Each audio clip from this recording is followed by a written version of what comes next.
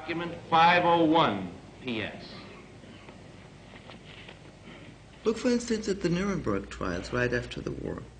What was the purpose of the trial?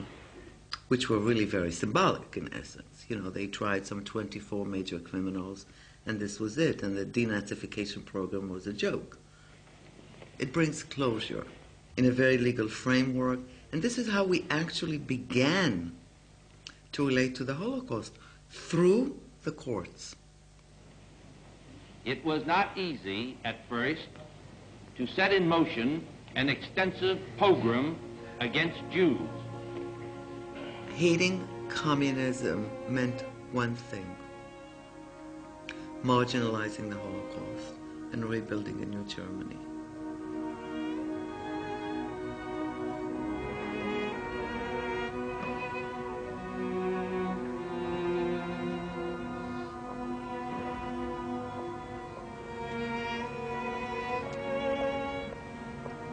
I closed the office 54.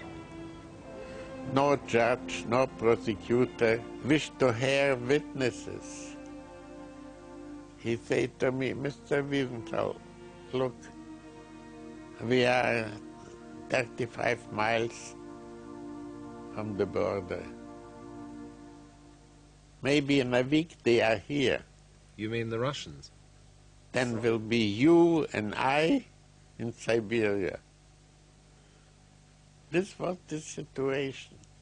The only winners from this Cold War were the Nazis. The State of Israel was proclaimed in a dramatic proclamation by David Ben-Gurion. After the war, the shock of the images of the camps was everywhere.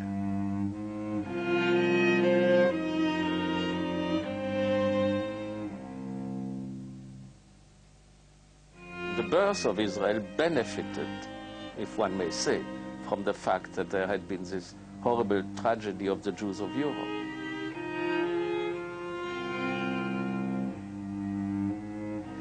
The sense of, you know, what the Jews have suffered is so horrendous, now we have to do something. On the same day, only 30 minutes later, Israel was invaded by 6 Arab armies. As soon as Israel was established, it was founded as a state, Arabs were Nazis. Were they? Of course not. But in the public discourse, when Ben-Gurion was talking about Nasser, he was talking about a Hitler. Our war of independence, fought after 6 millions of our people have been exterminated by the Nazis, proved once again that the cause of justice, faithfully pursued, must triumph in the end. In the 60s, we were having a very interesting development. Was, of course, the capture of Eichmann and the Eichmann trial. Reviving memories of the Nazi horrors of the Second World War. Few of us realized at the time already, although it was all in the open, but emotionally, I suppose, we were unprepared to connect with the fact that this was really a political trial. Entering the bulletproof prisoner's box is the man charged with the annihilation of millions of Jews in Nazi death camps. Because for the first 15 years, the Holocaust was totally repressed in Israel. In fact, my generation growing up in Israel, we didn't know anything about the Holocaust. The people who had numbers on their arms always wore long sleeves, so the first thing they did was to have an operation to have it removed.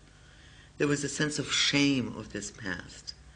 And when Eichmann came on stage, and I purposely use this metaphor because it was a stage performance, very carefully orchestrated by Ben-Gurion and the state, not only Israel became aware of the Holocaust, but the world became aware of the Holocaust. The Jewish people and crimes against humanity. He accused, together with others, during the period 1939 to 1945, caused the killing of millions of Jews in his capacity as the person responsible for the execution of the Nazi plan for the physical extermination of the Jews, known as the final solution of the Jewish problem. it was the first time that the Holocaust got represented as a kind of hard-edged object in its own right. It served to put what we now call the Holocaust on the agenda. The agenda was not moral, to teach the world that there was evil in the world. This even, Germans knew that there is evil in the world. Now wait, you have to compensate. And how does one compensate? Compensation, at least for Ben-Gurion, and he often said it, over and above being material compensation, was also the recognition, this was the subtext really of what the world had owed to the Jews, to recognize that we are morally superior as victims. And this is precisely what the culture of victimhood in present-day, not only America, but I hope it doesn't reach Western Europe, but Israel has it already too, comes from. Victims are morally superior.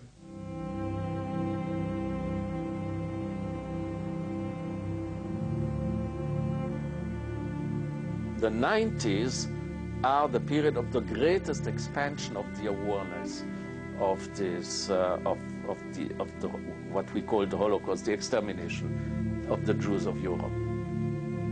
For more than any other event, the Holocaust gave rise to the Universal Declaration of Human Rights, the charter of our common humanity. And it contributed, indeed made certain, the long overdue creation of the nation of Israel. Now, with the demise of communism and the rise of democracy out of the ashes of former communist states, with the end of the Cold War, we must not only rejoice in so much that is good in the world, but recognize that not all in this new world is good. We dedicate the United States Holocaust Museum and so bind one of the darkest lessons in history to the hopeful soul of America.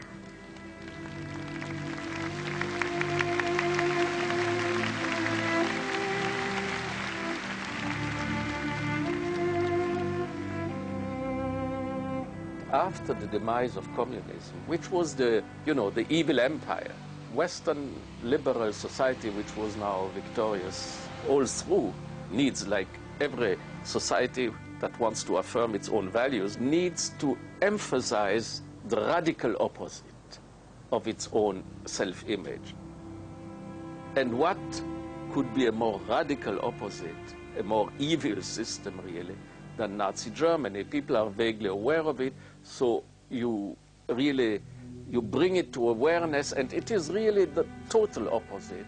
Everybody remembers the great sacrifices to beat the Nazis and so on, and the most horrific center of it is obviously the extermination of the Jews. So I think that it has something to do with no other opposite image at this stage. One of my criticisms of the focus on Holocaust memory in the United States, and this is very unlike Holocaust memory in Germany, is that it's cost-free for Americans. There is this enormous and very well done Holocaust Museum in Washington. There's no museum of slavery. What would we think of the Germans if they said, well, of course, the Holocaust was really a terrible, terrible thing, but what's really important is that in Berlin we build a monument to American black slavery? I mean, this would be grotesque. We have learned some lessons, minor lessons perhaps, that we are all responsible, and indifference is a sin and a punishment. It is frequently said the Holocaust can sensitize us to incidents of oppression and mass murder abroad, and I don't doubt that for many people it does. But by setting this very high standard, it can as easily desensitize us, because compared to the Holocaust, all kinds of other stuff looks not so bad.